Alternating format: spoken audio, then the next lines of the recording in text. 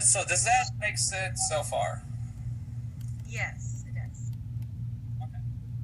So now at this point, you can take all the data from a single column and transfer it to your output table. So like this one right here, this takes description. So the column in my output table that's called description, I'm going to say, okay, well, this is the same thing as the column that's in the input table called CRT description. So it's basically saying this column called description is going to be the exact same thing as the column in the input called CRT description. And you could transfer a lot using that basic logic. Okay, and another thing here is to abstract the shape. I think last time we talked about this, using if-else statements, and you can use nested if-else statements. Like this is a nested if-else. Yeah, and here we don't have a loop. Because usually, well, I shouldn't say usually, sometimes things work out okay if you don't have a loop. Sometimes things don't work out okay. For me, it's kind of trial and error. But on this one, I don't need a loop. It works fine. So, and again, this is just a nested if-else. So the shape column, each entry in here is going to be, okay, look for angle in description. And if you find it, call it angle. If you don't find it, then see if you can find plate or PLT in the description. And if you find that, then say, I call it sheet plate. I think on the instructions we're supposed to say sheet or plate or one of those. I forget. I just call this sheet plate because I couldn't remember. And if it doesn't find anything, just say 0 as dot character. And let's see here. Yeah, and one thing just to notice right quick that I say this means plate or PLT. Because sometimes it'll say plate and sometimes it'll say PLT, but it means the same thing. So that vertical bar is an OR statement. Okay, now here's something that actually does need a loop. Because if you don't do this with a loop, it finds the first value and it just sets everything equal to that first value. And that's not what you want. So in this one, I had to do a loop for this. So I just do again syntax that we talked about. Let's see if there's anything special here. Like on this one, I get the first number in the description. And again, you know, side A, I forget what the instructions say, but on this data, I think side A is the first number in the description. But supposing that it is the first number in the description, I use an if-else statement here. The first thing I look for is the shape and angle. And another thing that you could do instead of searching for angle in the description, you could also search for angle in the shape column. You could also do that because it's going to find it in either column. And to pull that first character out, I use a nested G-sub. So the innermost G-sub looks for the X. And this little period and the asterisk that come after, that means that once you find an X,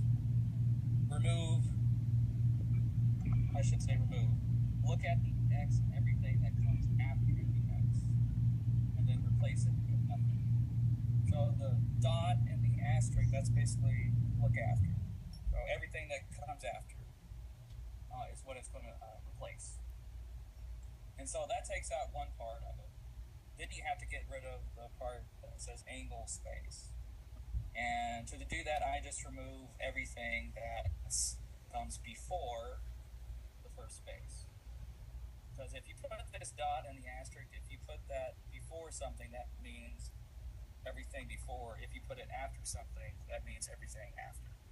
So when you do this, it pulls out exactly what you want, which is that first number.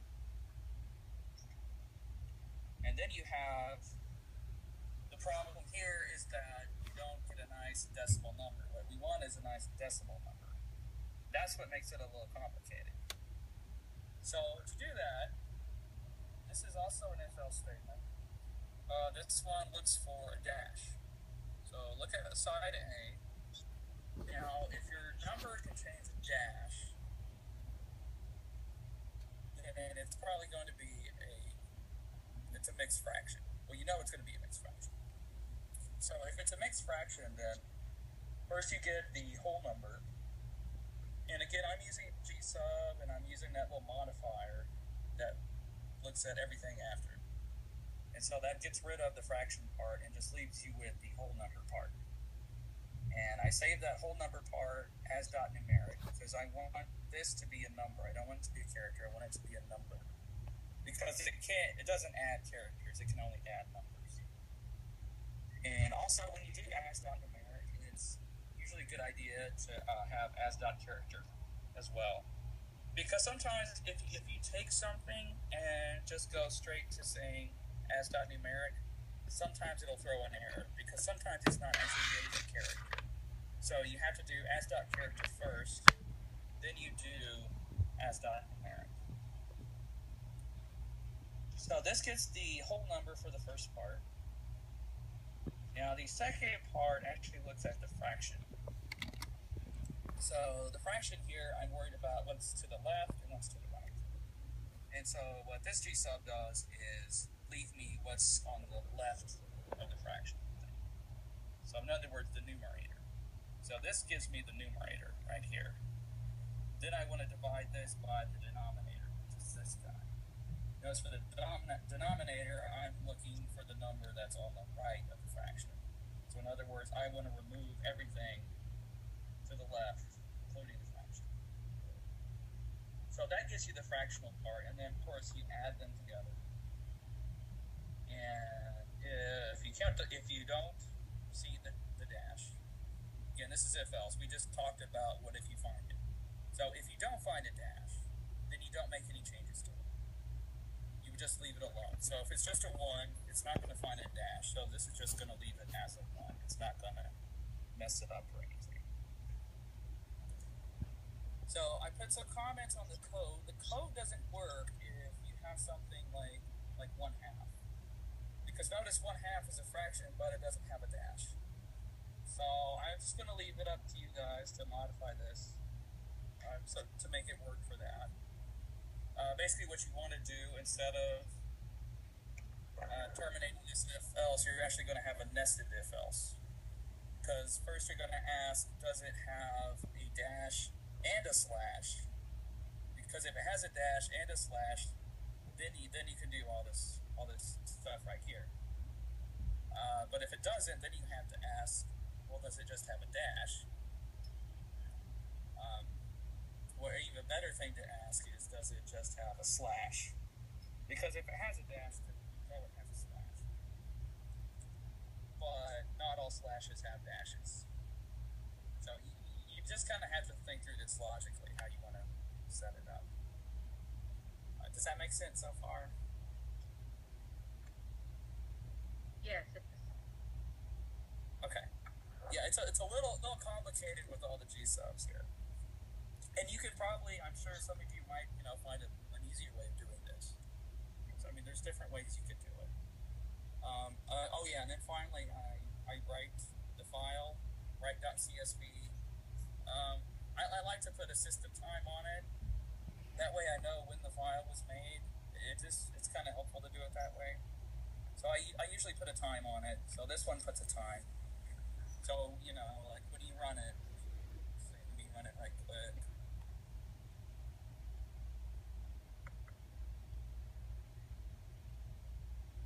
This folder. Okay. So yeah, it says final output 2015. 7/16 is the date. Time would be 8:37, and it is 8:37.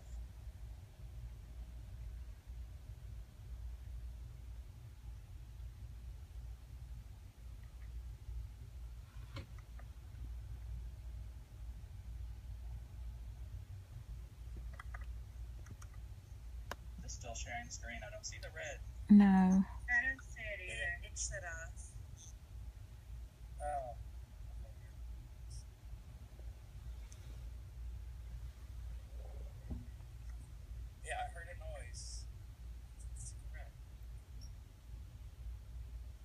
so this is my final output. I don't know if you can see it or not, but this is like my final output. It's getting there.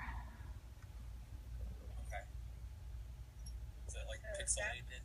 Kind of what ours should look like for the final output. Is that what we're saying?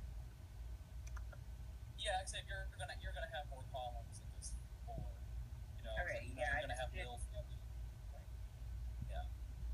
But like, see, because again, you know, because that the code that changes this to a decimal number from fraction to a decimal, again, it doesn't work for all cases. Like for 1/2, see that 1/2 doesn't have a dash, so the code's not going to change it. So it just leaves it as this crazy date instead of the number that you want. But for the rest of these, you know, for most of these, it works.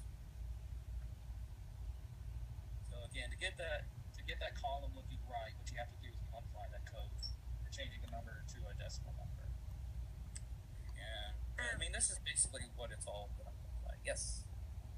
On your code, were you? Sorry, go ahead. Okay, so ours is to choose the column size .1 as their side A. There are no fractions in that column.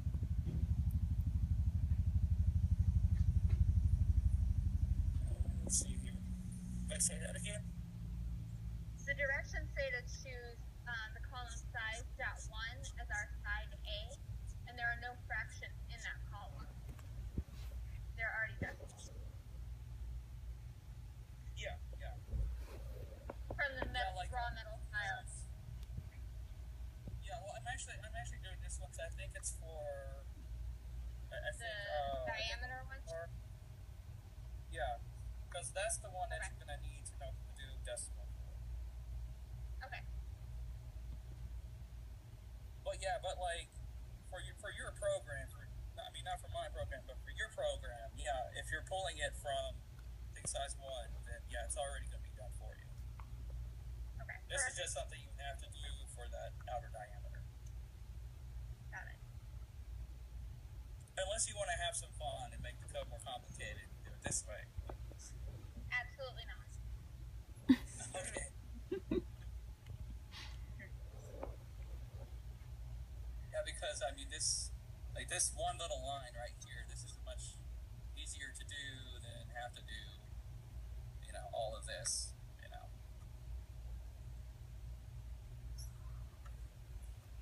Any questions?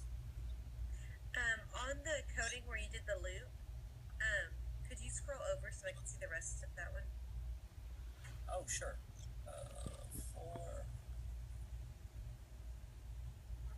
Let me see if it has. Hold on, I think there's like a wrap or something.